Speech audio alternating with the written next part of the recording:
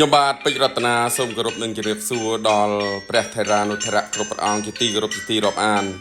សូមគោរពដល់ប្រជាពលរដ្ឋជនរួមជាតិទាំងអស់ជាទីគោរពជាទីរាប់អានសម្រាប់ថ្ងៃនេះគឺជាថ្ងៃ15កើតខែវិសាខបាទគេហៅថាវិសាខបូជាណាបងប្អូនណា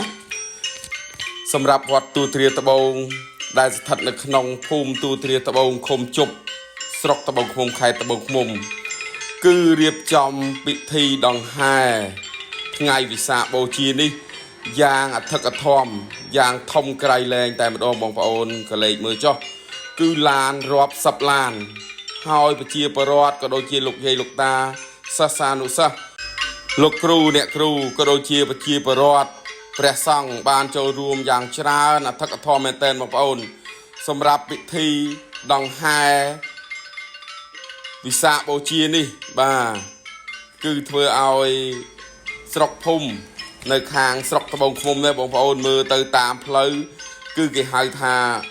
អស្ចារ្យមែនតើបងប្អូនណាហើយនេះគឺជាប្រពៃណីនៃព្រះពុទ្ធសាសនារបស់ជាតិបាទដែលព្រះសង្ឃក៏ដូចជាព្រះអង្គនៅគង់នៅវត្តទូទ្រាត្បូងលោកបានរៀបចំឡើងបាទសម្រាប់ថ្ងៃវិសាខបូជាត្រូវនៅថ្ងៃ15កើតបាទពិតជាអស្ចារ្យណាស់បងប្អូនបាទក្បួនដង្ហែនេះគឺវែងមែនតើបងប្អូនបាទ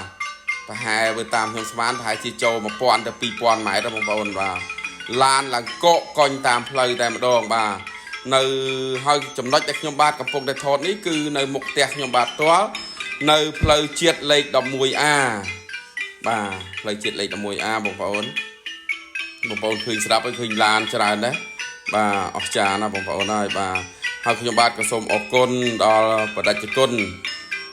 ព្រះគ្រូចៅអធិការវត្តទូទ្រាត្បូងបាទដែលលោកមិនភ្លេចទេថ្ងៃវិសាខបូជាហ្នឹងគឺធ្វើ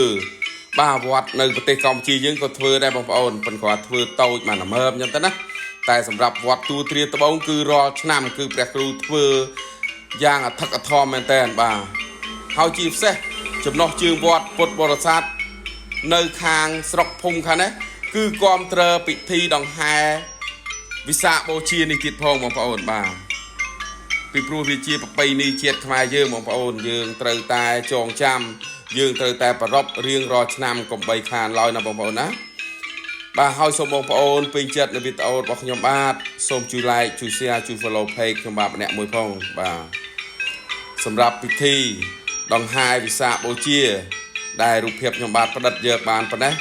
សូមអរគុណច្រើនសូមគោរពលាសូមជូនពរឲ្យបងប្អូនប្រជាពលរដ្ឋខ្មែរទាំងអស់ជនរួមជាតិទាំងអស់ជួបប្រទះតែសេចក្តីសុខនិងសេចក្តីចម្រើនគ្រប់ប្រការសម្រាប់ពេលនេះខ្ញុំបាទពេជ្ររតនាដែលមាន account page ឈ្មោះ